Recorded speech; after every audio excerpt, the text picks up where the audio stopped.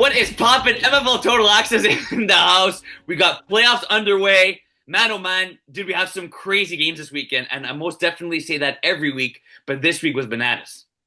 It was bananas. Crazy finishes. Lots of high scoring games. For those that defense wins championships, that was not the case this past weekend. Lots of high scoring games. Crazy finishes. Did we have any overtime? I don't think there was any overtime, but a lot of games that the last play prevented overtime. Yeah, literally. Um, we got a division that the top four seeds are out. Come on. Yes. In that same division, there's two teams that were not in a playoff spot that are in the semifinals. A lot to digest. You know what they say? You can't make this stuff up. No, only in the MFL. Preach. We're all at the La Vérendrye this Saturday, and they'll all be back at Le Bear following Saturday for the finals with live broadcast. Let's go. Do we know what? It's starting at 9 a.m., right? At the finals. Yeah. And like we know who's playing what time, eh? Yes. Who's playing at 9? I believe it's D4. Okay, nice.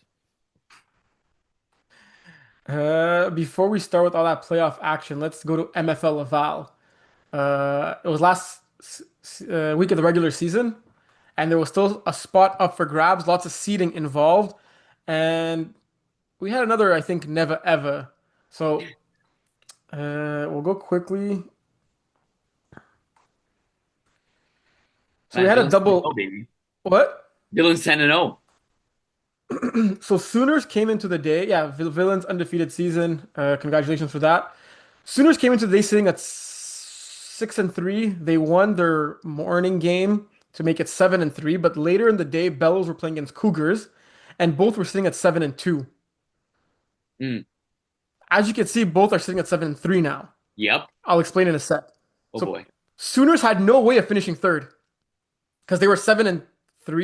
Yeah. Cougars and Bellows both had 7 wins. One of them was going to win the game and be 8-2, right? Right. Right. So Sooners could have finished at the most fourth. Right. At best. Yes. Yeah. But a double forfeit happened, Oh my and they both got the gosh. loss. And what makes this very interesting is that they're going to play against each other this upcoming Saturday in the first round of the playoffs. Oh, the two teams that forfeited.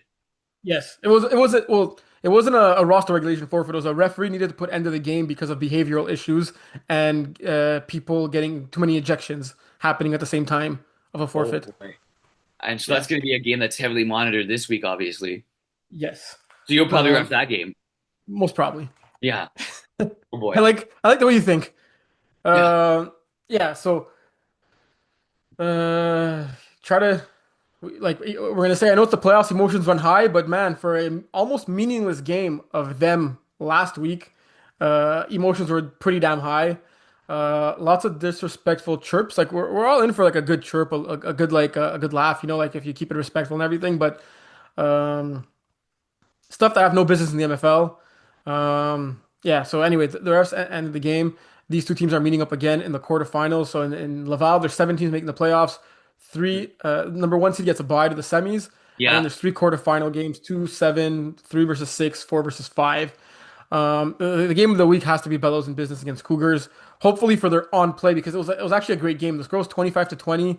Bellows taking the lead, and they had just gotten a pick at the time that the game ended. Things were said that shouldn't have been said. A little push there. Mm. Both benches on the field. Oh boy. Referee decides to end the game. Let's hope this game ends because if there's double forfeit in the playoffs, both teams get eliminated, right? If that ever happened, how would that work for like seeding and stuff, like for next guys advancing? Like I hope we It, don't have to think about it, but like yeah, yeah. it would probably be a case by case. Like Yeah, we won't jinx it. But it was the do you know if the game was in the second probably the game was in the second half when it it ended. had the second half just started. There were 20 minutes left in the game. Oh wow, okay. Yeah. Uh, Le Flag James and Les Pousseurs de Ballon have a tall task. Especially the Flag game James going up against Bandinos, who are heavily favored in this one, finishing second place at 8-2. Um, and Les Pousseurs de Ballon, who have shown that they could put up points, especially early on in the season, playing against the Sooners. Sooners are pretty big favorites, I'd say, in this one as well. Mm. But it's playoffs, right? Anything could happen. Any given Saturday. You don't know who's going to show up. You don't know who's actually going to have shown up and physically not be there. It might be too hot, might be rainy. You play your game, and that's the best way to give your team a shot to win it. Well, that's the cool thing, right, about the flag and just football in general. It's one game, right? It's not like a series where, the best team usually ends up winning, even if they lose the first game. If you're off, you're off. You didn't get much sleep because your baby was crawling all night. Nothing you can do. You got one game to prove yourself. And yeah, I think these games will be maybe a little bit closer than we think, just like the Montreal games were this week. Yeah. All right. We go Division 5. Let's go. We're not into the women's again because there were no games and there are no games this weekend. So Mm. Division 5 had the most amount of games. I got a good quote for you, okay? We'll start with the Phoenix game. Okay. Well, actually, no, the Phoenix game were the second set of games at the bye. We'll get to that Yeah. after. So big assets winning against the Hive in a very tight game. Congrats to Hive for making it this far. Honestly, it's rare we see free agent teams been making the playoffs, let alone through him scoring 32 points. Mhm. Um, did you see any of the 9 a.m. games? Nine. I did not. What time did I get to the field? 10:30. No, I was checking the play by play. Big Assets the Hive was a crazy game, like you said. Titans. I was glad to see Titans win because they should win, but no, I didn't. I didn't actually see any of the games. Yeah, so Titans won, but then they lost to the Slicks by 6 points. I think they were down big and they came back. Yes, that was a crazy Uh, finish. yeah, man, they were down 26 to 6 and they made it a game. They were even up at one point. Oh, damn, they were up with 2 minutes to go, taking the lead. When I arrived, I saw Biddle's TD putting them up by two exactly with just under 2:30 remaining. And then Guillaume clutched up, marched down the field, and got a touchdown and the 2-point conversion, which made it a 6-point game. But yeah, I was checking the play-by-play too on Tim Hortons before I came, and I was like, wow, like this game is almost a wrap. And then I checked when I got there. Titans came storming back, but Slicks, got the TD, and then their defense held up. Cesta's taking care of business. Over here with the Youngmans at the quarterback position, 32 to 6. Obviously, Team White 514 were without their quarterback and also missing quite a few players. We're not a match for Montreal Cessnas, who are in the semifinals now. And so are Mimosa Crew, who also took care of business pretty convincingly against Big Booties. It wasn't a great game for Big Booties. They were missing a lot of players as well, including Max. Mhm. Mimosa Crew riding that Cinderella story all the way to the semifinals now without their quarterback, Justin taking the reins, 4 touchdowns, no interceptions. Whenever you throw no interceptions in the playoffs, you give your team a great chance to win the game. Yeah, and look, and their defense, has been good throughout the course of the season. So I think, like you said, as long as he's not making mistakes, their D will keep them in games, and they got a big one coming up this weekend. Yeah, so the quote of the day, Phoenix losing to big assets. You saw Kevin after the game, right? So that was this game, right, where Kevin was storming off. Yeah, you saw him. Yes, yes, yes. We did. Well, it was literally right beside us. So yes. Once he calmed down, he told me, "It is what it is. The season is over, and next is wait, I can't even understand what he said." This is via text. Yeah. Okay, okay. Oh yeah. So yeah, no punctuation. So my bad. It is what it is. The season is over. Next year, at some point, when I can throw again, because as we all know, Kevin's nursing an injury, I'll be back losing in round one on my D5 team. Maybe by then there'll be a Division 6, and I'll have won a championship by then. Okay, So so he was in a good he mood. He was in a he decent took it mood with after. much better spirit than he was after the game. Okay, nice. So yeah, But I don't honestly, think. Yeah, Knicks don't really lose in the first round. They usually lose like in the second or third round.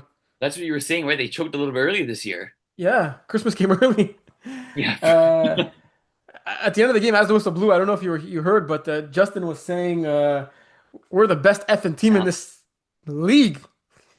I heard, baby. Look, like playoff time, emotion, the quarterback of this team, the leader. You got to put belief in your team, and he's been a good leader and played a great 2 games. And he's Um, going up against the actual best team in this division.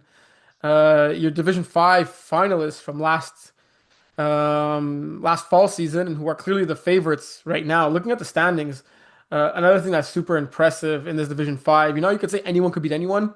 mhm, 3 out of the 4 teams are sitting at 5-5, or 6-4. Sorry, half the teams are sitting at 5-5, and one sitting at 6-4. So out of the 4 semifinalists, you got Montreal Sessions at 6-4, Mimosa Crew at 5-5, Big Assets at 5-5. It took mhm. a 5-5 record to make the playoffs. Wow, That's all-time parity in this division, right? and then you have that's a good. And then you have the 3 seed in Phoenix gone, the 4 seed in Big Booty's gone, and the 5 seed in Team 514 gone. Yeah. Wow. Let's get this point the tightest division from week one to the last week of the regular season. Yeah. the Montreal Cessnas or Mimosa Crew, who are fighting to make a playoff spot this season and have been like non-relevant playoff teams in the past. One of those two teams are going to be in the D5 finals, Kind of reminds me of this year's NBA Finals with the Indiana Pacers. meaning irrelevant teams make it or No, no, small no, market. no. Things teams we think are irrelevant end up surprising us and make it to the finals. So big assets slicks. Big Assets won two big games this past weekend. They beat the Hives. They put up 38 points and they scored 25 against Phoenix off a great defense. What could they do to dethrone I'll say the now number one seed Slicks? Look, I think we talked about keeping keeping the ball safe, not throwing picks. I think for big assets, I think they just have the squad to do the complete opposite in this game, not throw picks, but to be ultra non-conservative and to be aggressive. I think, look, in this game, that when you have Justin as the leader, like you said, talking his talk at the end of the game, I don't think this team fears anyone, and I think they're going to go out there and take their deep shots early. He's not going to be afraid to throw picks. They're not going to be afraid to gamble on defense. Maybe play a bit of man coverage and play tight and give up those big passes if need be. I think for big assets, it's going to be make a statement early, and play the game to win and not to lose. And I think this is the perfect team to do that in big assets. Score prediction? Are we doing I'm that again? sorry. Are we still doing that? Oh yeah, 100%. I'm going 34-32 big assets in the upset. No Yep. Give way. me the upset, baby. We always got a few upsets every week. We saw it this weekend. It's going to happen here in Div 5. Big assets, take down the number 2 seed and punch, well, I guess the number 1 seed, right? Yeah. Because ETS moved up. Big assets, punchers to get to the finals. 34-32. Late game heroics from the big assets, and they score late in the game. Slicks are up 25-20. Big Assets are driving down five with the ball, less than 2 minutes remaining. And Slicks get a pick six to make it a 31-20 game, and that's how it ends. I got an 11-point win for Slicks. That's all But it's she an wrote. 11-point win that was like a one-score game to the last play. Fair enough. Should be a good battle. I like it. Mimosa Crew, Montreal Cessnas. I'll throw it over to you first to do the prediction, but let me just say before I answer, this was the hardest game for me to predict of all divisions this weekend. Oh, you already made your predictions for all the other games? Yeah, it's all up here. I mean, well, yes and no. Some is on the spot, but this one was very hard. Let me just say that. Big Assets did not play Slicks during the regular season. First, Mimosa Crew played Montreal Cessnas, and it was a high-scoring D5 game. Not Justin's best game. mm, Milan going for 230, 6 touchdowns. Look, it was very difficult for me too because I could see going both ways. Like I feel before analyzing the game and before putting much thought into it, in my mind, I'm like, okay, I think Montreal Cessna, sorry, have finals written all over them. I think this is the year where they break through, and with all those vets led by the young quarterback, it's their best shot at making the finals. But then at the same time, I think I doubted Mimosa Crew last week, and I'm pretty sure I picked Big Booties in the upset, not so upset, like upset considering they're missing Max, and mhm, Mimosa Crew mhm. completely shattered them. Yeah. So like I was going really, really back and forth on this one, and I have this game going into overtime, and I have each team scoring 4 touchdowns, and none of them getting any converts up until the overtime period. Tied game with a score of 24-24, and in the third overtime period, just like Milan did in the parents against kids game, where he evaded the rusher, bought some time, bought some time, bought some time, and then threw the 1 point dagger to get the win. He'll do the same in this coming Saturday. Until Cessna's win in OT. 25-24. I think in terms of high scoring, this is going to be a very high scoring game like we saw in their first matchup. I think it's going to be much closer. I think Milan is going to be the best player for his team, and I think Justin's going to be the best player for Mimosa Crew. This game is going to come down to converts. When you have two great teams, two great quarterbacks, that just what ends up happening in this league. And I don't know, Terry, something about the Mimosa Crew team. I'm riding this high, and look, their quarterback Curran goes down, and look, it looks like the season is over there. But look, they put wins together for him. They've been good on both sides of the football here. I think MTL Cessnas are slight favorites going to this game, so I wouldn't be shocked if they win. But look, right now, I just trust this Mimosa Crew team just a little bit more on both sides. I'm going to go Mimosa Crew wins this game. I'm going to go 42-41 in an absolute shootout, and they punch their ticket to the finals. So we got different picks for both Division 5 games. Got different finals. I got Slicks Montreal Cessnas, and you got Mimosa Crew and Big Assets. Big assets. Yeah, I like it. Wow. Now that we're different, I like it. I feel better. Storyline for Division 4, there's so many. So around mid-season, my finals prediction was Les Bouchers, Mustard Tigers. Both eliminated. Do you remember Yours mine? fine. Yeah. Spartans, Beer Hood. Am I right? Was it Beer Hood and Spartans? No, it was Spartans and Mustard Tigers. I thought we had two different, completely different picks. No, no, you're My mistaken it. point was funnier because I thought we had four different teams and all four eliminated in the first round. So Shoot. not only do we have the top four teams, Spartans, Boucher, Beard, Mustard Tigers, all out in the first round, we have DTS, a Division 5 team in the semifinals, and we have Underdogs, a team that finished ninth, technically, with DTS being inserted into this division, in the semifinals. So four lower seeds, Alouettes who finished sixth at 6-4 are sorry, Bandits and Alouettes. Yeah, both Bandits and Alouettes who finished 6-4 are facing off against each other. DTS are playing the underdogs. This division's bananas.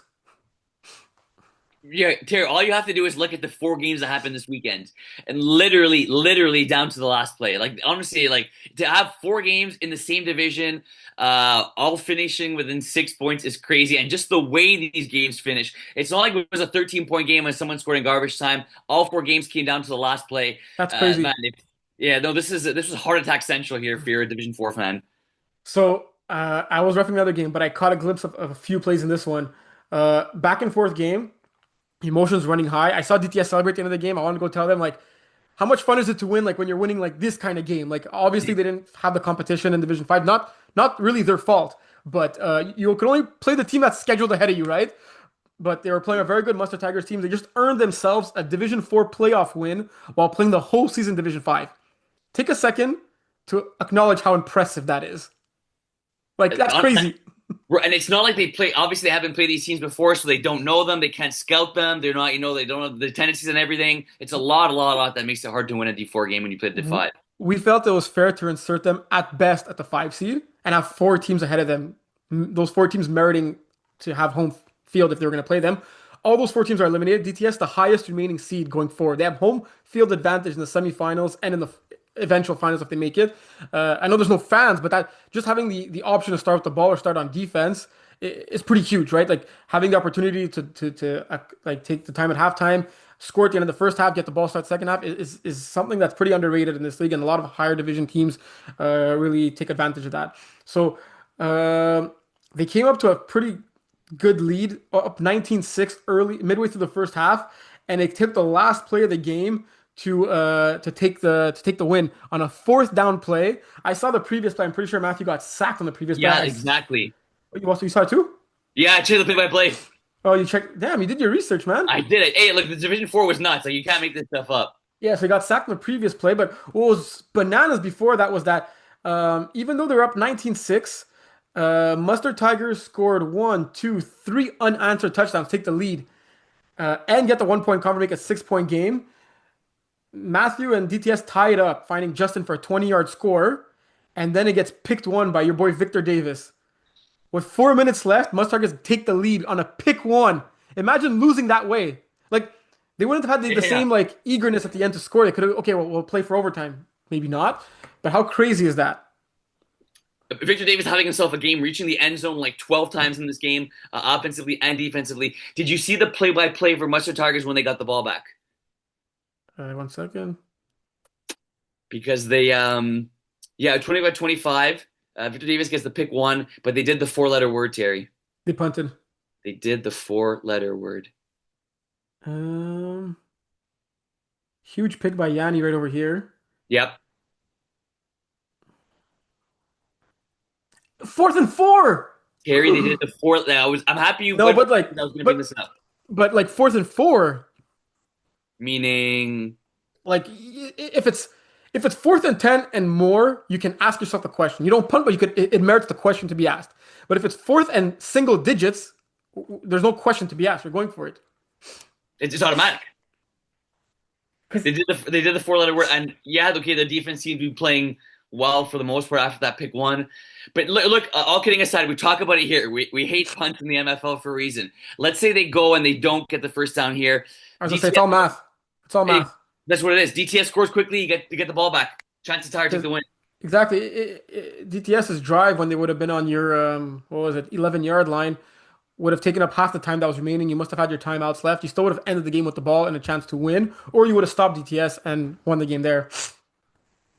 Crazy. And to like you said, the pick one made it so that DTS not only they need to score right. It wasn't like if they didn't score the game was going to OT. They don't score Yeah, the last play of the game, they lose. drama, drama.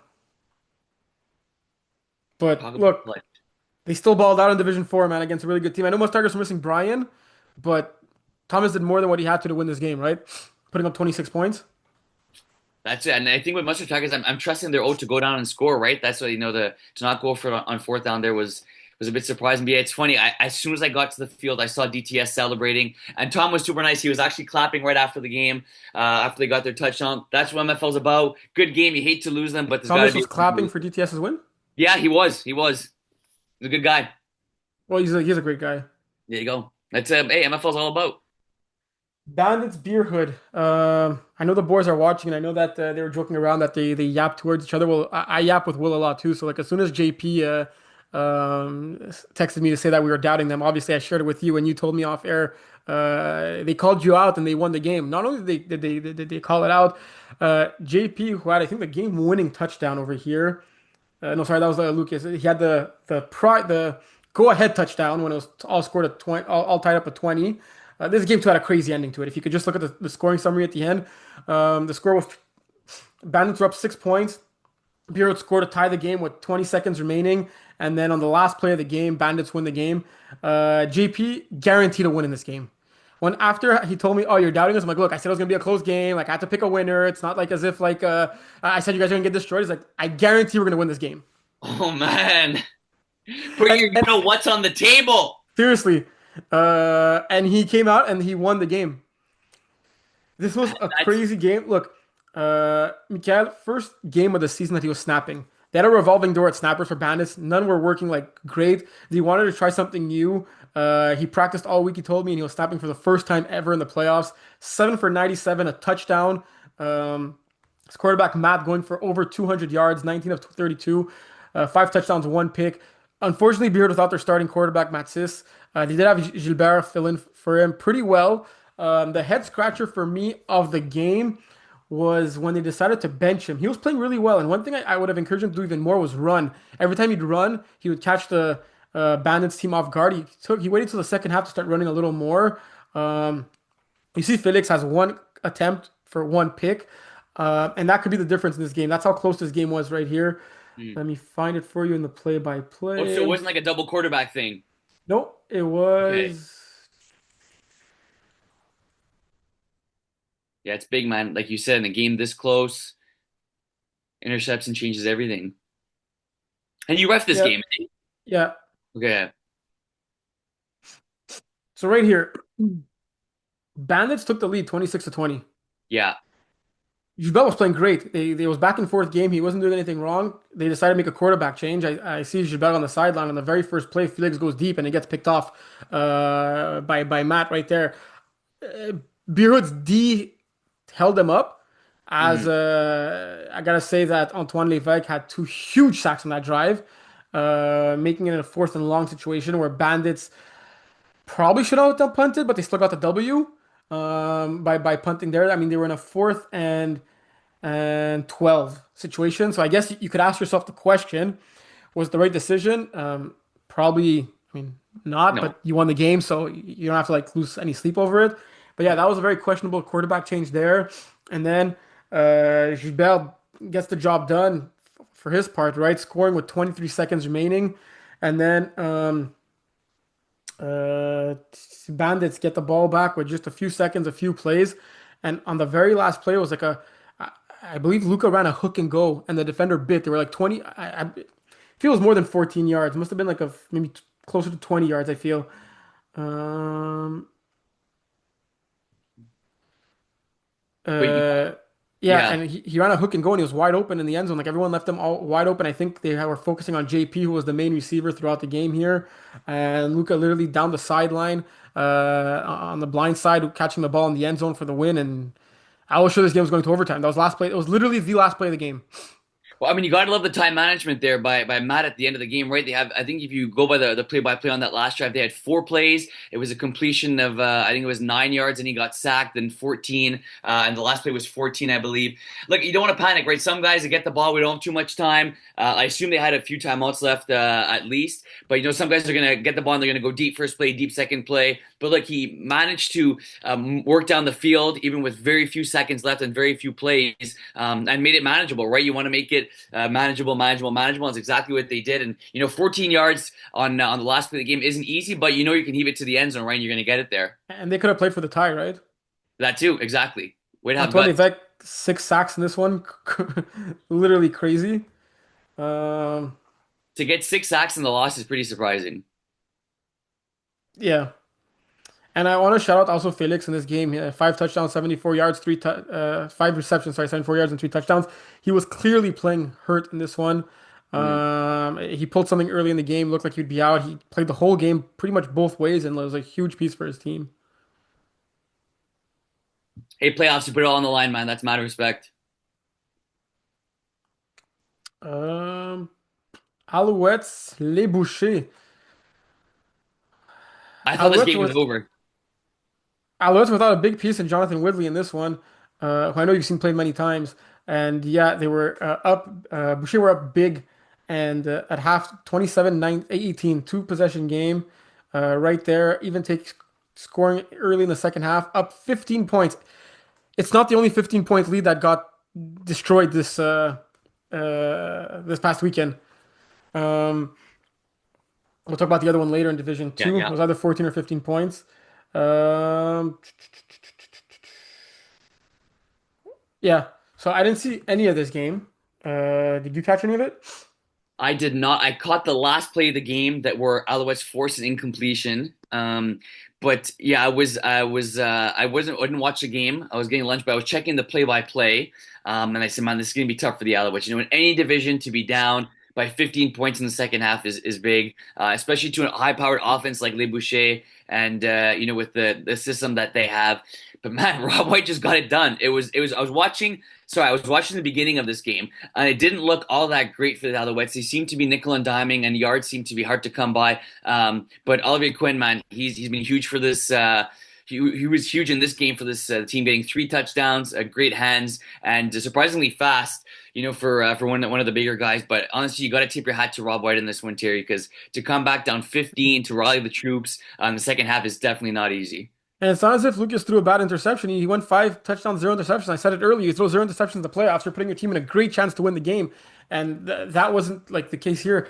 Look, sometimes you'll take the extra interception to take an extra touchdown with it because late in the game they had the ball with just over 2 minutes to go, and they could not punch the go-ahead touchdown. They didn't even need to convert down 4 points. Mhm. Crazy. These were two great teams. You see Baby Menard with 8 catches, 57 yards, touchdown, two 1-point converts. Lucas 230 yards, 5 touchdowns, no picks. Great game by him. Yeah, it's a head scratcher when you look at the box score, right? Yeah, it is. It's almost like you look at statistics, it's like an ugly win for Alouettes, right? Like 22-27, only 189 yards. But that's how this team has won games sometimes, right? And then you got to credit their defense because if you tell me Le Boucher getting the ball back, just needing a touchdown to win, I'm taking Le Boucher 9 times out of 10. And you know what Mom always says about ugly wins? Ugly win is better than a pretty loss. Yes, sir. Much better. Uh, Underdog Spartans. This game had fireworks, man. Oh my gosh. This game was just absolutely nuts. And I You told watched like me 2 minutes of the game. you told me you wanted to tell me something, but you said you'll save it for on air. Yeah, okay, so before we get to that, again, this game I was checking the play-by-play. If you go to the scoring summary, Spartans had the ball. I believe they were down by 4, and then Quentin gets a pick six. I think we put them up by 10, I believe. It was, yeah, exactly. With 7-11 left. Okay, 7-11 left in the game. Quinton gets a pick six. At that point, it's not over, but you feel it all but seals it. Look, they have the lead. They have a good defense, too. Spartans come storming back, right? 39-36. They get the 1-point convert, but then Quinton scores a touchdown. 45-36, 9-point game. What's going to happen? Just got to chew clock. Then Wait, pause. Wouldn't you have gone for two here then? 39-36. 39-35. They're down They're four. down four. I would go for two, yes, because three, Yeah. yes, because a touchdown makes it nine, right? Yeah, exactly. So if you're down I, four, you go for two, because then I if the would other go team for gets a two. touchdown, you stop them. Still one possession game. 8 Right now, points. you Good got your call. one, so good job. You couldn't have done anything better, but the other team scores one Yeah, touchdown. It's a two possession game again. good call. And at least didn't come back to bite them in the bum because they didn't end up losing by that. But yes, definitely would go for two in that situation. And then Unless look, you're Iron Wolves. Iron Wolves always go for one. yeah, preach. We'll talk about that after. Too soon? 40, 45, 45-36. They take the lead for Quinton to Simone Valakit. Makes it a 9 point game. They go for one, get the 10 points. At this point, look, there's 4 minutes left. What are they going to do? They march down the field, JF does, and kind of throw like a crossbody throw. Johnson makes a nice catch, make it 46-42. First play of the possession, underdogs are up by four, a minute, 1 second left. I believe the first play of this possession was either an incomplete pass. The second play, Terry, Wait, I'm so bothered by this. Why did Quinton run it back? um, because he wanted to get more points for his team. Yeah, but you're up four, you're up five, doesn't change anything, right? No, no, but you're not thinking that. Okay, do I catch? Do I stop? Well, But I heard Quinton made a mistake after that, so maybe he was so exhausted from having run back a useless 1 point convert, and that's why he made how some people like to quote a dumb mistake after that. hey, that's a possibility. I didn't take that into consideration. You know, you're a dad. You could take everything into consideration. But look, he brought it back to the house. You got to respect that. They're going nuts at this point. So the underdogs get the ball back. Exactly. Quinton runs. Smart play gets tackled by Yavar. 47-42. There's less than a minute left. This game is basically over. Get the ball, throw it in the Spartans dirt. are calling their timeouts. Yeah, timeout, timeout, timeout. You got to do your thing. Very next play, I think it was all hooks. Quinton throws the ball to Raphael, and it was a bit high. The ball gets tipped in the air, and Johnson picks it off. And he makes a dart to the goal line. Quinton tackles him at the 2 yard line, Terry. Wait. Okay, yeah, because they're only like 7 yards out at this point. And yeah, because at this well, like the fives, exactly 8 yards out. So the ball gets tipped in the air. Johnson picks it off at like let's say the 13, goes by Raphael, and then he gets tackled at the 2 yard line. Like at Okay, this point, we're all shocked because like you saw what this? I said this was live. I saw Because it the I'm last gonna four put you on the minutes of this game. spot. Was it a bad throw or a bad bobble in the air? It was I'd say 60% on Quinton, 40 Raphael, but I got to put the blame on Quinton. It was a little high and it was too dangerous of a throw to make at this point in the game. You just throw the ball to the ground. At that point, yeah, Quinton's my boy. He won this game. He knows I love him, but he'll be able to take the heat on that one. So this game is basically over. He throws the ball gets picked. It looks like Johnson's going for a pick six. He gets tackled. Quinton tackles him at the 2 yard line. Like, oh my God, guys are yelling, screaming, bickering between one another. Quinton's like, guys, shut up. I don't know if he may have threw the F word there. I don't know. He's like, guys, be quiet. We have to In make a stop. English? He didn't say it in French, No, no, like French, felt obviously die. French. No, yeah, I'm translating all this, Terry. Come on. So again, like, guys, get your stuff together. We this game's not over. We're still winning. We got to make a stop. Guys are bickering. Hey, he does a good job getting the guys together. The very next play, Sorry to cut you off. yeah, A stop was hard to come by in this game. 100, and they're at the We, 2 yard we line. just have to make a stop. If 89 points at this point, we have to just make a stop. And we have to stop the team from getting 2 yards. I mean, come on, that's easy, bro. They only you need 2 yards. Give them a yard, but not two. JF gets the ball. It seemed like a triple slants-ish type play. They seem to be rolling to the left side. He throws the ball. Quinton undercuts it and intercepts it. I don't think he ran it back to the house. I was too busy going nuts. But it was absolutely incredible. You talk about, we talk about game of two halves. This was like literally from one play to the next, 15 seconds from the next, the game goes high, low. He throws the interception. You think the game is over. Quinton makes the tackle. The very next play, he gets the interception to get his revenge. Like, honestly, you could not have made it up, Terry, how this game finished. It was unbelievable, an emotional game. And I was sure when Devontae Johnson got that pick that they were going to punch it in. But, JF here, I don't put the blame on JF because it wasn't a dangerous throw. Quinton just read it and undercut the route. And it was more Quinton just making a play here. It's tough. It Someone wasn't had a to bad lose. throw. It was not a bad throw. Quinton just made a sick play. It was You know tough. the you know that graph with the win probability? It must have been going like this, not like It was crazy, bro. Like down and up, 99.9 and 0.1. This was a crazy game. I'm glad of all the D4 games that I actually saw the finish. It was this one. But you can't make this stuff up, and that's what playoffs all about. holy moly. Yep, holy moly, definitely. So let's go score predictions for the upcoming semifinals because well actually 1 second, let me just see here. Stats. Yeah, I think Arnaud Saint Jean had a great game, seeing that JF's average was below a yard a pop. Quinton's also averaging just two over 2 yards. Must mean that I don't know who was rushing for. Do you know who was rushing for Spartans? I don't wasn't no Jeff was playing coverage. It wasn't Yavar. Actually, I'm not sure. But just you mentioned that about oh no Saint Jean. It seems like he's getting 4 or 5 sacks every single game. Yeah, yeah. He's a great rusher. But yet teams So are still scoring 42 on them. It's weird. yeah, yeah, yeah. So it's crazy that either underdogs or DTS, the team that finished technically ninth, or the team that wasn't in this division, are going to be representing the Division 4 finals. And then on the other hand, you have the Alouettes against the Bandits, who have so much familiarity on that side. You Rob White, quarterback in the Alouettes, who's the quarterback for Bandinos, the Bandits Laval version of the Laval version of the Bandits, who they refer to as Unk. Pretty funny. Oh, that's sick. Yeah, I don't know if you've seen them in the comments or even on the field. They go like Rob's like their uncle, you know, Oh, the that's awesome. knowledge and all that. But they know his plays inside out, having played with him for a few seasons now, finishing 8-2 in Laval. So it's going to be great to see these two teams go at it. Um, yeah. So who do you got?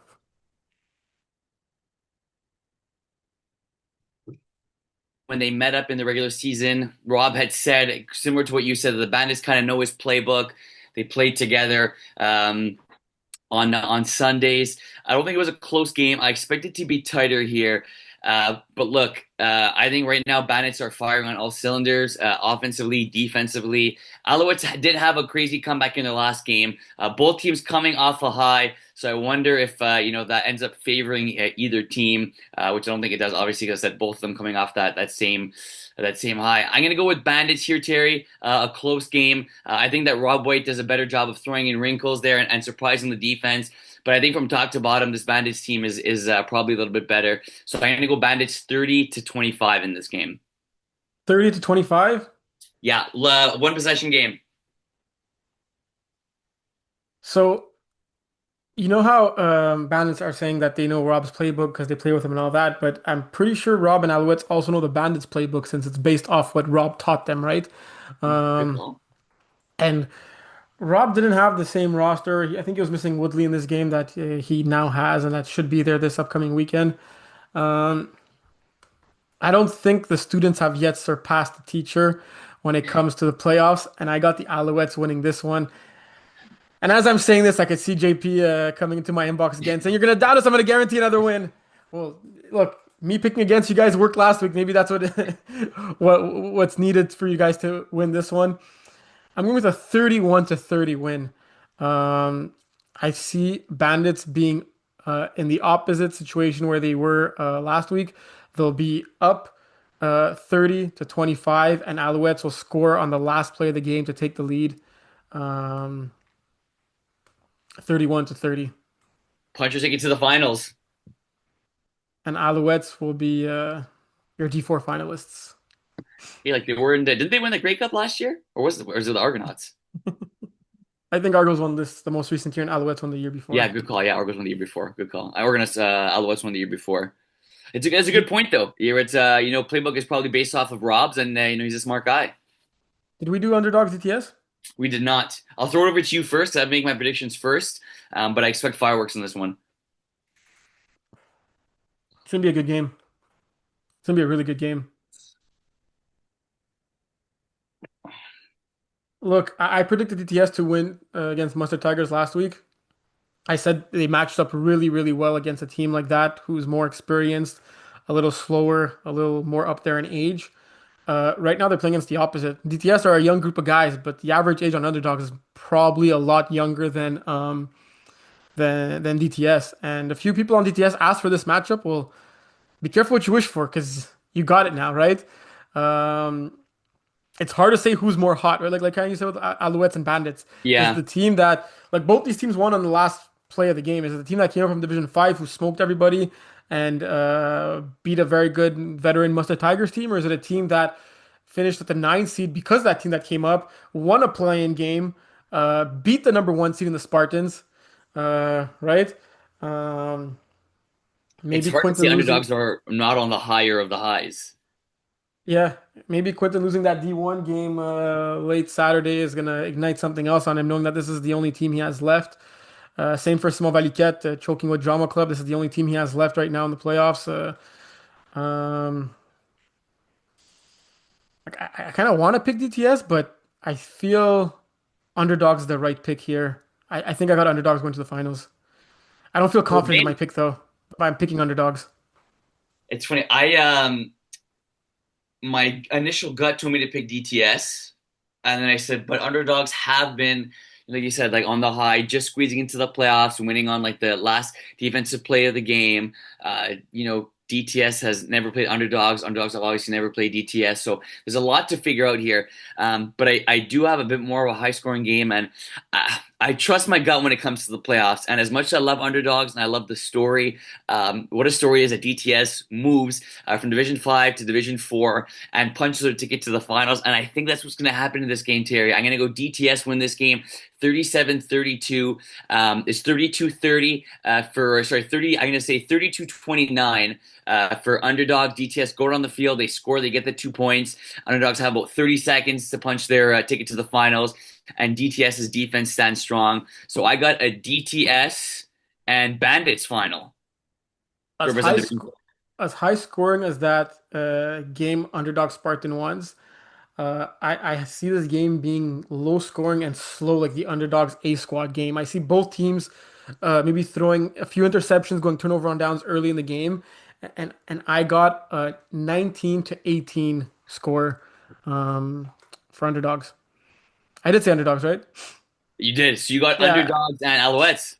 yeah. So again, opposite five. Are we doing this on purpose? I love it, baby. I love it. No, this is what it's supposed to be like. I feel last week we had all the same picks, and this week we Yes. have all different picks. Like, and it's not even done on purpose. That's great. No, no, no. We're not DMing each other before the show. Yeah, we do a lot of that, but not Oh yeah, about who we yeah, a pick. ton, a ton. We slide each other DMs, but not about predictions. So there's like the slippery slope and the anyway, Division 3. Yeah, tip three. Let's go. Oh boy. We had four games here. Again, all very close games, all within one score. The parity this weekend was pretty insane. Um, Start with Lao, then Drama Club. We were obviously all four games playing at the same time. I don't know if you just mentioned that.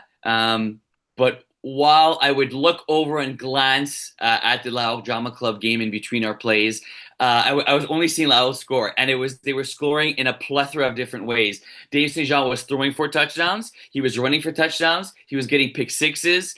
He was hitting his shiny new toy. Well, new in the sense that he hasn't played many games. Rochette for 2 touchdowns in this game.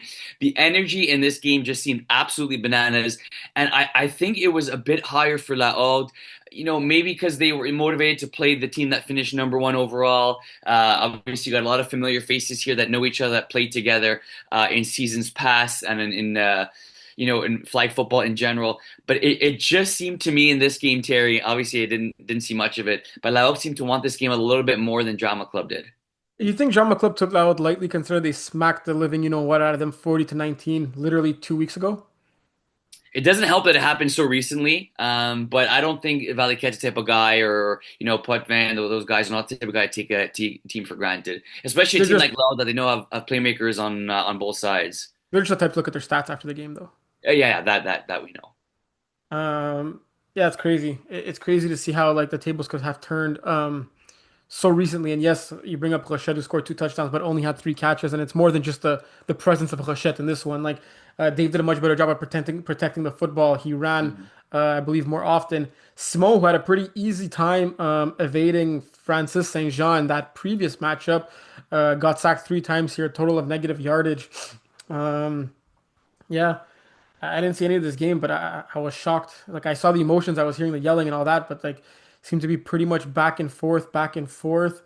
Wow, actually, what the heck? Okay, Drama Club were actually down 20 points, They were playing back and forth catch for up, the man. They first were half. playing catch But up for the that first half, entire the first second half was half. back and forth, was okay. Yeah. Wow. Well, because it looks like Drama Club got stopped on their first drive, right? Because they probably started with the ball on defense, and that looks like it set the tone right away of that second half. Because at that point it was a 1 point game. Yeah, at least they didn't punt.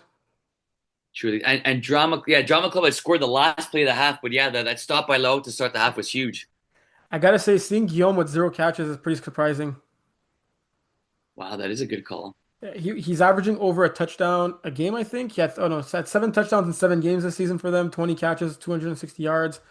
Samo Varike was also the quarterback when he played back in spring 2024 here, and also had 7 touchdowns. So it was pretty surprising to see Guillaume with 0 catches. I don't know how many targets he had, but to see him with 0 catches, and you see, um, the one thing that I know that Samo finds me a great and amazing quarterback, but the one thing he criticizes a lot about my game is that I focus on one player too much, and he kind of did that here, just throwing to Kevin, basically his only receiver with more than besides the Alexander was the snapper, the only actual like slot or wide receiver with more than two receptions here. Yeah, true. Ball distribution not great in this one. St. Pierre was the leading receiver throughout the season. Look, maybe Dave St. Jean, obviously playing with Guillaume in Division One, had extra motivation to shut him down, and it looks like that's what happened in this game. But I was a bit more surprised at how high scoring this game was, Terry. Like I think I expected like I don't know, maybe like a 28-24 type of game. Like Lowe at times Yeah. during the season have struggled on offense, but in this game, Dave was almost perfect. Who would you say plays with who in Division One? Guillaume plays with Dave St. Jean. Oh yeah, yeah, yeah. Yeah, yeah. Raccoons, baby. Trollers, Thunder Buddies. It was a fun one. Alex balled out on this one. 7 catches, 50 yards, 3 touchdowns. Even got a pick on the last play of the first half. Yeah. Carlos Mann getting me 4 times. It was we took a big lead and almost got a little scared there.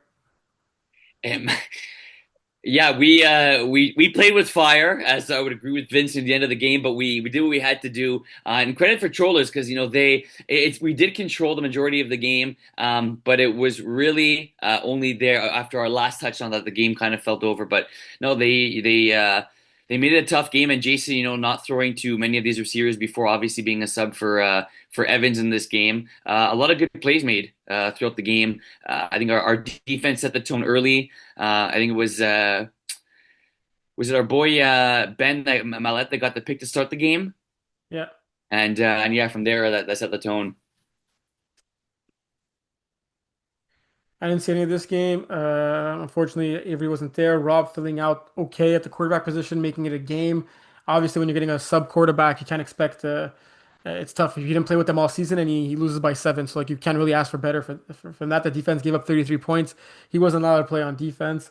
But you see a very back and forth game, all tied up at 20 with James finding Julian for 4 yards, less than a minute to go in the first half. That was clutch, man. This game was a bit tighter than I thought. Considering Action Squad didn't have the quarterback, and like you said, it's not easy for Rob to come in and to throw to different guys. But it would seem like this was a tight game at half, 20-20, and then they hit you in the second half. You kind of felt like they hit their stride and were able to pull away. Strange Babies Witching Hour, man. This is the battle of the 4 against the 5 seed. I feel it could have went either way. It looks like Trent Jr. playing catch up. Well, actually, they were up 13-0 early in the game. Then Trent Babies took a 19-13 lead going into half, and then back and forth, back and forth. Trent Babies down 12 points with 5 minutes left. Honestly, I would have been shocked at either team losing this game. I feel both these teams like merited their spot in the semifinals. I feel both these teams are probably part of the top 4 teams in the division. It just sucks when you finish that 4 playing against the 5 seed. You kind of have like the hardest matchup in the first round.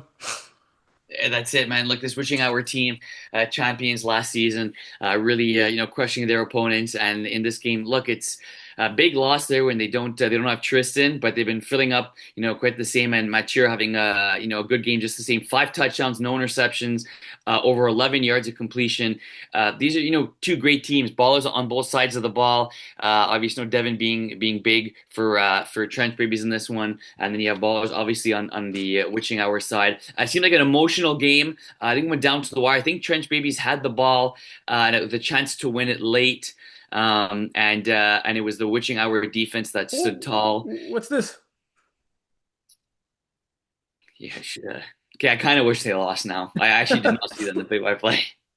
You didn't check this play-by-play. You said you're checking all the play-by-plays. It's true that one I did not. It's good that I didn't check it. I don't want to see another four-letter word. So I'm really surprised Trench Babies Wow. didn't win the game at the end. Yeah, minute 24. Who knows how many timeouts?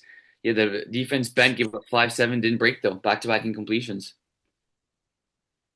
We're not gonna talk about the whole the Thunder Buddies, but witching hour, him, you, big game.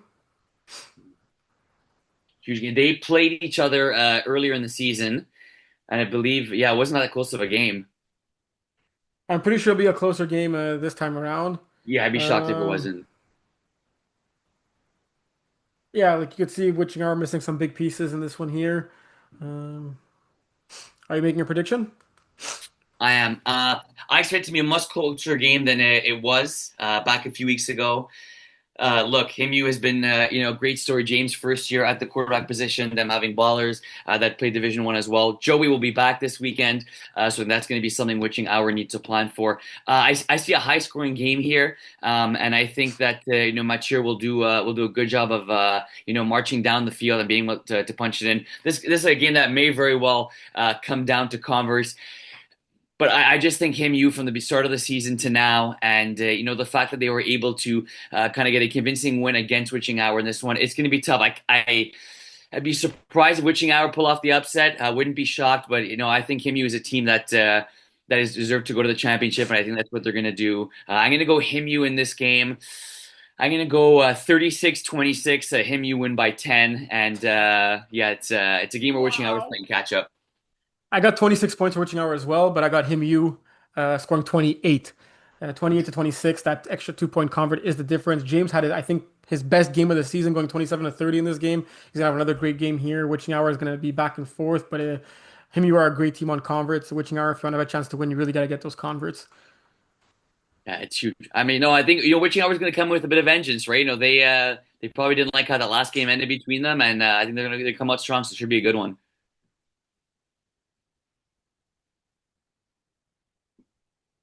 Yeah, they usually go for two, I was gonna say, but I'm surprised here they went for one, up 12 at this point in the game. 12, 13. Yeah, I guess if action, no, but action squad looking at the extra points, that's a bit surprising. Action Yeah, squad what? I mean, everyone should be going for two no matter what. So, What'd you say about action squad? well, action squad was getting their converts, right? So it's Uh, not like action squad weren't getting their converts. Division two. Let's go. You want to start with the good or the ugly? Always going to get the ugly out of the way. Okay, so you know how like when you have the home field advantage, you always want to like start on defense, right? Mm. This is a great example where maybe you should think about it and maybe start on offense and take the ball and set the tone, right? Double Dipper set the tone faster than I think I've ever seen a team set the tone in my life. I mean, you have Imagine, yeah, like I don't know what's crazier. Like imagine having just like one play on offense and then on your second play, like I'm not kidding now, your second snap, like the second time of the game you're taking the snap, you're losing by 17 points. because Double Dipper scored. There was the safety. Look, this was their first snap. Their Yeah, second snap, the score was 17 nothing. holy cow. We're But just you six make minutes in. you make a good point though. With Loyola flag football, we always take the ball when we win the coin toss to start the game off. Okay, maybe teams should start doing that. And Yeah, on the safety, a lot of people blame Jason, but it was a really bad snap. Like, I know you're not going to think about this in the moment, but that's the type of snap where instead of trying to do theatrics and trying to jump and doing a Tony Romo type play, you let the ball sail over your head. It ain't a safety in the MFL. It should be lost it mm, down. Like, I know no one's going to think about that in the moment, and you're always trying to save the play.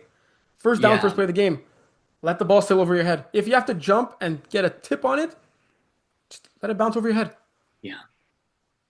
Look, it's definitely good advice. I think it's as a quarterback, I would do exactly what Jason Oh, did. Like 100%. 10 times out of 10. complete your first pass of the game. Yeah. But yeah, I it do want got to, before I get to the double dipper side, who I think well, I'm pretty sure broke a record 50 points in one half in this game. yeah. I decided not to show up in the second half. I want to shout out Gordon Billings, who showed great leadership in this game, even though I think Armanti quit on the team for some point or trying to take a breather or was thirsty or something. Well, I mean, people are blaming Armanti for like taking himself out of the game, but if you were listening to what his teammates were telling him during the game, it's as if that's what they wanted him to do. And then when he did it, they were giving him shit for actually doing it. So it's kind of like Mhm. pick what you want to do, but like Gordon kind of like, look, the game was out of hand. There was no chance you guys are coming back, but he was kind of saying like, look, we fought all season long. We were together as a team. I don't care what the score is. We're going to finish the game together as a team. And it's very hard to show good leadership when you're down like 47 points or whatever it was at that time. So like Mhm. I saw that I'm like wow, like in my head I'm like it's like that teams need more players like that on their teams, right? Like it obviously didn't show the result that they wanted, but that just goes to show for maybe this team not playing next season to actually registering again next season kind of thing, you know? That's a really good point. Right, it's obviously an ugly way to end the season, right? The score being what it was. But yes, I did catch that too. And like Gordon saying, like, look, you're our quarterback, no matter what the score is. And you want to see that, right? Because obviously this is an emotional team. And average Joe's, we've talked about it from the beginning of the season until now. And Gordon probably a guy we don't talk about enough because he's very skilled. But I love seeing that, and I think that what makes it even better is Jason did come back in this game, right? I don't know Yeah. what exactly the score was at that point, but Jason came back in this game, and look, they ended up scoring. He ended up throwing for 4 touchdowns, and at the end of the day, look, it was 50-0, and they won 24-0. When the game was already over. But yes, shows great leadership there from Gordon. And it's surprising, Terry. I really did not see. I saw this game being closer. I know you had said average Joe's would win in a bit of a blowout. Thanks for pointing that I, out. oh yeah, come on, of course. Thought it was gonna be a good game. I did pick Average Joe's to win. I wouldn't have been shocked if Devil Dippers won. It's just tough because this Average Joe's team was too good of a team to go out the way they did. Yeah, they were competing for the bye throughout the entire regular season. So surprising and more motivation for next season. Yeah, and I don't know how many. Did you count how many one-handed catches Victor made on offense and on defense? It was literally ridiculous. It was ridiculous. I saw. I think it was his first pick in the end zone, and it almost looked like fake, like it was AI'd. He was, and let me tell you, he was a man on a mission in this game. He was not smiling. He was not. He was like, "I'm coming here. I'm getting my you know what done, and I'm punching my ticket to the semifinals." Yeah. This game. How did this game get out of hand at Rossos? Rossos were up 6-0 at half, up 14 points with exactly 5 minutes to go. How did this game get out of hand? I think that if any team is made or composed to come down by that with so little time, it's nice TDs, I right? thought you were gonna say if any team could give up that lead, it's Rossos. That too. No, I won't throw them under the bus. No, but like all kidding aside, where we know Guillaume goes deep probably more than any quarterback in the MFL. That's his game. And when you have receiving threat like obviously Andrew, Bala, Adam too for these guys, and JP Bayoff. Uh, look, this is a team that it's nothing. I was mind boggled. There was, questionable interceptions that Guillaume threw. He did not seem to be on the same page as his receivers at all. It was just like it almost like the first time they were playing together, and Did it was really hard to see. Um, and yeah, Rosslaw took the lead. They were doing their thing, right? Gabuche getting 3 touchdowns, did you and see if Marco Gabuche Anthony. and Yvonne played most of the game or if they subbed I saw there was one drive where at least one of them was off, and I think there was a drive where they were both off. I may be mistaken, on but offense or defense? I think they were on defense, but they didn't take my advice. There were some times in the game where they were But both not on. And like I based based on the video Adam posted, it looked like Rossos had no players on the field for the last play. so we have well definitely most definitely we'll talk about that. I think it's been blowing up everywhere that last play. Yeah, like people were just watching, like they forgot they were part of the game of the play, right? It was unbelievable. Like I was shocked. Don't worry, we'll get into that. But I want to get like nice TDs. I really think that's what it is, Terry. I think that if any team can come back down by two or more scores that late in the game, it's nice TDs. And they finally started clicking, and Bala made it. Which we'll talk about. Bala made a crazy catch to end the game. So you want to talk about it now? You said we're gonna get to it like twice. Yeah, yeah, true. I don't know if you wanted to add throwing your spicy stuff. Well, no, I just wanted to say that I just said that it looked like they were watching, and Yeah, you said yeah, we'll get to it, we'll get to it. But like yeah, now, yeah. what else? Do you want to get to it or Yeah, no, because usually you cut me off, so I want to give you a chance to speak. But yeah, okay? that last play, it was just bananas. Like we saw it right, the GoPro thing, I don't know what they're called, I'm not good with technology, but that bomb that there was a lot of question marks, and I was talking about it with Brady after. It looked like there wasn't too many guys back for Rosas in terms of playing deep. There seemed to only be one deep route for nice TDs. I don't know if it was double quarterback. There's a lot of questions I had, but honestly, I could just say it looked like the Rosas defender each of them thought the next player was going to make a play. And it's like the bystander effect, right? When you see Yeah. someone struggling on the street, and you think, he's going to do this, he's going to do that. I don't need to. Uh, it was shocking to see, and I think I'd be very frustrated to end the season like that if I was Raw Sauce because they played a game that was almost picture perfect, right? It's really a game where Nice should have controlled from start to finish. They didn't. Raw Sauce were in this game and they had controlled for the majority of that second half. It just really looked like either misjudging the ball when it was in the air, but I think it was almost like, you make the play, you make the play, I'm not Yeah, going to make the play. And then Bala just said, okay, I'm going to grab this ball and win the game. yeah. Next to these rejects, they played twice this year, and rejects won both times. I think this is the game that Andrew was subbing in a quarterback for one of them, so like we could put an asterisk on that one. Yeah, they didn't have Guillaume for this one, and they only lost by 4. And then earlier in the season, very early in the season, going back to week 1, rejects won in a one-score game, 1-point game. Sorry. Um, I remember watching, I think Dobbs hit Ali for the first down late to seal it, if I'm not mistaken.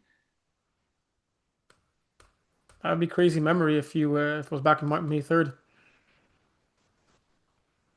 Come on now, don't test me. Who do you got winning this one? It's really hard to beat the same team 3 times in the season, right? It is. Is Dobbs at this game? Or we don't know. We Uh, can't say. no, could definitely say, but I don't know. I know he'd be missing the finals, but I don't know if he's out for this game. Okay, it's the finals. Okay, no, so he will be there this game because I know he's just missing one, I believe. Okay. It's hard to beat a team 3 times. It's hard to beat a team like Nice TDs 3 times. And for that reason and many more, I think that Nice TDs get the job done here, Terry. I And make think their that way back to the finals? I think they do. You have a complete opposite quarterback situation here, where Dobbs, dinks and dunks, and is very safe with the football. And that's not a bad thing, right? It may not be the sexiest thing, but he doesn't throw picks, and he's won games for his team, right? Like he's been Hmm. the leader of this team, and they have a bye for a reason. I just think that the big playability for nice TDs and just being able to stretch the field with the receivers they have is going to come up in handy here. I can see a very, very similar situation to what we saw with Rossos, where Nice T's being down early, but they're the type of team that comes back. I'm going to go a 38-30 game here for Nice TDs. And I think that is it Joshua for Nice TDs in this game? Hernandez? Hmm. I think that he becomes the unsung hero in this game. You talk about the big names Only and the one big catch in the stars. previous game. He had one catch. Only one catch in the previous game. Yeah, I'd Yeah. expect him to get at least two TDs in this one. I think Regis is going to do their job trying to limit Bala and Andrew in this one. But yeah, look for an X factor being Joshua in this game. And I got nice TDs winning a close one, 38-30. So I got to be a little dramatic because you're saying it's too close, and I could see the game getting out of hands. And as the game advances, and as the game gets more out of hands, the reject players are saying, "Well, anyways, Dobbs is going to be there next week. You're not going to be there next week. You're going to be on vacation. So like, who gives a shit? And let's just continue and finish this out." And I could just see nice TDs pounding the rejects because it'll be close, and there'll be one call that won't go their way, and then one extra touchdown for nice TDs, and then the rejects are going to think, "Well, we're going to miss the finals anyway, so we're not going to find 6 subs. So let's just not care." Unfortunately, that is a strong possibility. But rejects would like they'd be able to get a D2 sub, right? Like how long do they fit the cap? They need to get a sub whose rating is not more than 80. Doesn't matter what division they play in. Could be a D1 Right. player if you find a D1 player under the rating of 80. But as long as they're under the D2 sub playoff sub cap, which is 80, they'll be able to get a sub. So you'd be able to get like Jason, for example, right? Who sub with Iron Trollers. Yes. Okay, well there you But go. that won't Hey, be the case since they won't be winning this game. prove us wrong, rejects. Prove us wrong. Um, I'm just messing with them. I wanted to see. I honestly think the game would be a close game. It could go either way. But I do think that is a possibility. Just like anything else, a Mhm. possibility. Yeah. But like I think it's a coin flip, but the fact that Rejects beat Nice Cities twice, I don't think plays against them. I think it goes to show that they know how to beat this team. Yeah, yeah. The fact that Nice Cities only woke up 5 minutes into the game against Raw Sauce, like people are going crazy. Oh, did you see how the game ended? Did you see how the game ended? And in my head, I'm like, yeah, but the game's like, yes, you guys won the game. But the game's 44 minutes. What did you guys do for the other 39 minutes? Like, you guys literally almost lost the game. If like Raw Sauce would have like scored one extra touchdown or one fewer interception, like you guys wouldn't have had the chance to come back, and it should not have been that close. If you're proclaiming to be the championship pedigree team that you want to be, right? Um, so, like if the rejects show up the way they played this season, I see it being a close game. If they're coming in with the attitude that we're not going to be there in the finals anyways, this game's going to be a blowout.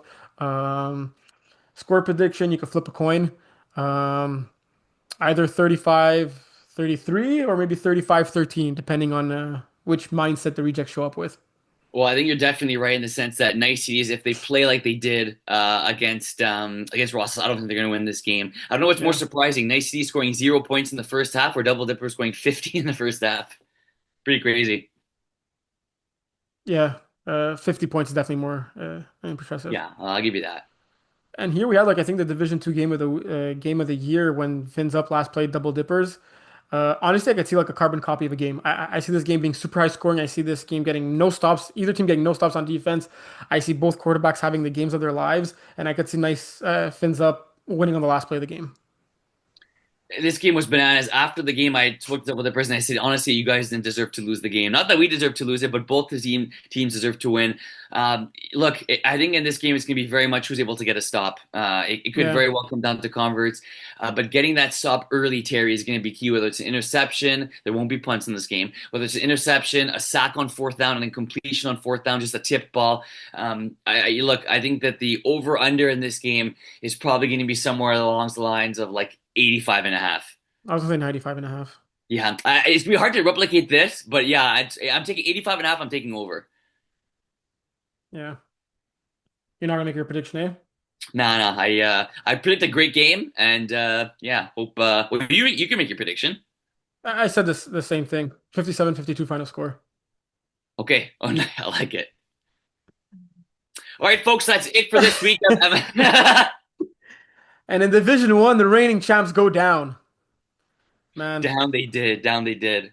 honestly, uh, like it was a great game, but when I saw the lineup before the game, and it's not to throw any shade at KLB, but like you look at both teams, okay? You look at the Arnold's roster, and everyone on the team, or almost, was there last year and was a champion last year, or has played um, a lot of high-level Division One football.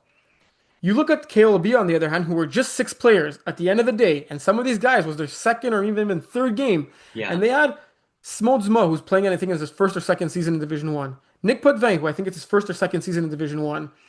Uh, Félix Fontaine-Larouche, who hasn't been around in the league for quite some time now. Simon Hmm. Duchesne, who's not quarterbacking this team throughout the season, right? Who Yeah. definitely is a Division One quarterback, but the few times he's subbed at quarterback this year, I think he has much more L's than W's, right? Yeah. In the season And then so far. obviously they have their two staples in Jeremy Riendo Demers and Alex Valliere, who are their 1A, 1B MVPs of this team, but they were without their heart and soul, Jonathan Plourde. And I'm looking at this pregame and I'm like, oh my God, Arnold's are gonna like probably run them over, right? Like you look at how much championship pedigree and the last back-to-back finals that Arnold's made in Division One, and you look at this roster that's kind of great guys, great talent, but like not comparable in the sense of what Arnold's has. And then you add the fact that they have the backup quarterback, and it was just like I was shocked, so impressive the way they conduct themselves and they just played the game and hoping the cards aligned in their way, hoping you guys make that one mistake too many. And really, I know you spoke about it. You think of the turning point was your pick where they scored back-to-back touchdowns with just over a minute left, making being down six, going up in the half, up seven. Um, yeah. We don't have to talk For about the game. We me, don't have to talk about the game too much. We can move on to the no, no, no, semifinals. no. This game deserves to be talked about. It really should, and I think that you're right. Like when we played KOB last week, yes, last week we were six guys, and sometimes I know it's tiring to be six, but somebody's Yeah, you just prefer to play with six guys. tomorrow. And you're right. Like for example, Simon had a game before for Nico Pudva. I think that was his third game, right? Because he played with Drama Club, played with Nice TDs, and now KOLB. And he wasn't even 100% in this game. Look, I think it was. I'm being completely honest now. I think that we overlooked KOLB. And I don't know. I wouldn't say I did personally, but I think that it was look okay. You know, we won last week fairly easily. They're without their quarterback. Simon's a good snapper. He's not snapping in this game. Felix wasn't there for the game that we played them.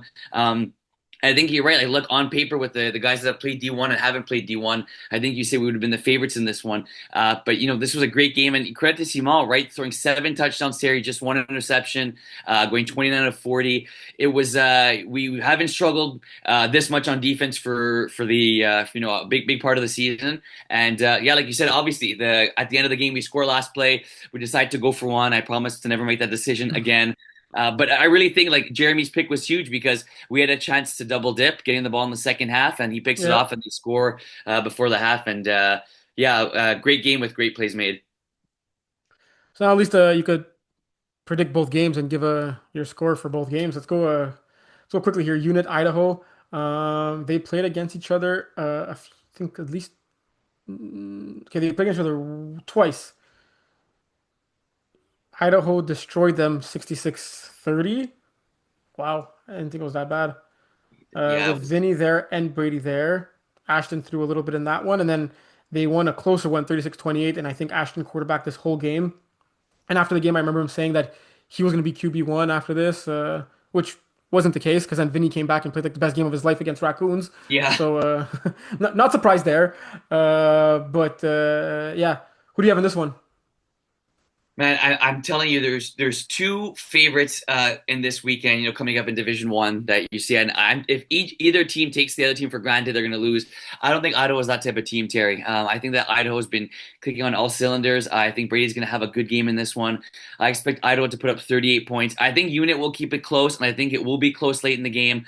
But I just think Idaho is a championship contending team, and they showed that from the start of the season to the end. I'd be shocked if it's a blowout. I'm just not sure how well this unit team matches up against Idaho. And I'm going to go Idaho in this game 38-32. But Idaho got to come into this game, that anything could happen. Look, unit got to stick together no matter what. They may be down in this game. Idaho's going to score. They're going to make bad plays, the unit, but stay together. And, unit have the roster to be able to pull this off. But I'm going to go Idaho by 6. I agree with everything you said. The only thing is, I would say that I don't think Idaho are as favorites as you think. I think Idaho are favorites in this game, but I think it's like a couple of point favorites. Like I don't think they're coming. I don't think there's a chance of them coming to this game with their heads too big because I think they know the unit. They're not taking the unit for granted. If anything, I think Outlaws are much bigger favorites against KOLB in that one, and that might happen there, which I don't think it will. We'll get to in a sec, Mm-hmm. but I agree with literally everything you said. I think the unit could definitely win this game. I think it's going to be explosive, super high scoring, and it's going to be whoever stops scoring first. Because I don't think Idaho are going to ever stop scoring. So I'm taking Idaho in this game, but in a very close game. KOB Outlaws. Um, these guys have that rivalry going back to Brossard, right? With the Brossard Outlaws, Brossard KLB teams. Now they're battling up in Division One over here. They've played once this season. Outlaws won 32-19. Who do you got in this rematch? That was considered a pretty low scoring game. Yeah, for real. I'm going to go higher scoring game for both teams in this one. I think look, KLB have the roster pull out. Well, the question is who quarterbacks for KLB? Even if Plou's there, they ride the hot hat in Duchesne. Plou can maybe play receiver. Stirring up Uh, some controversy there, eh? well, like maybe, and Plou's a team guy. Maybe he can play receiver. He has played receiver on Bush Boys, so I don't If think you that were would the be. head coach of KLB, you start Duchesne if Plot's back. Yes, I do. I think you have to ride the hot hand. I think you have to. Look, Ooh, scoring 47 points against the defending champs, wow. and play. Hey, look, playing a great game there. I think it's like basketball. You ride the hot hand, shooter, shoot. That's it. But who knows how to make the Except it's decision? not I don't know. basketball, it's football. Yeah, I know, I know. But I like the analogy, and I'm saying if Chesney's there, he throws. But we'll see. I'm gonna go 42-26 in this game, Terry. No matter who throws for KLB, I got Outlaws winning this one. I think they're gonna control the game from team is just a bit different this year, and I think that Max taking on a bit more of a leadership role is helping a lot. Outlaws have lost one game this year, only by 1 point, and I hope this motivates KOLB to put up a fight. But I think Outlaws win this game, Terry, and You it's said it's hard Max to taking decision. off a leadership role, subbing. What? He takes on Oh, he's been on this team for a while now, but I think he's taking on a more vocal role this okay, season. okay. I heard he's Yeah, subbing often or something like he was subbing off. no, I think you're tripping, or maybe I'm Okay. tripping. Maybe it's the internet connection. Yeah. Uh, yeah, I kind of agree with you here too. We start off by really disagreeing as we were in the lower divisions. As we were moving up, we tend to agree a little too much. I wish I could disagree with you and take KLB. I think KLB should still start Jonathan Plot. He was their quarterback all season long. Um, and Simon Duchesne play great at any position. Maybe have some double quarterback plays throw in there a little more often, or have Simon start a drive and have Jonathan Plot play at the another position, catch Outlaws off guard because I'm sure they might not be planning for that. But I got the Outlaws winning this one. Not as big as you think. I think it'll be like a one-score game, but kind of like where Outlaws will be winning by one score throughout most of the game, and then by two scores, then KLB catch up one score, and then Outlaws take the two-score lead again. Um, yeah, Set up a great final. that was a pretty jam-packed show. See you all at De La Vérendrye this Saturday. Semifinals. We got for every division except for the women's one that's already in the finals. Lots at stake. We're gonna have the finals live at the Bear August 2nd, broadcasted. So let's go. Bring your A Let's game. get it. Bold prediction is Kevin wears a shirt throughout the whole day Saturday. Bold prediction.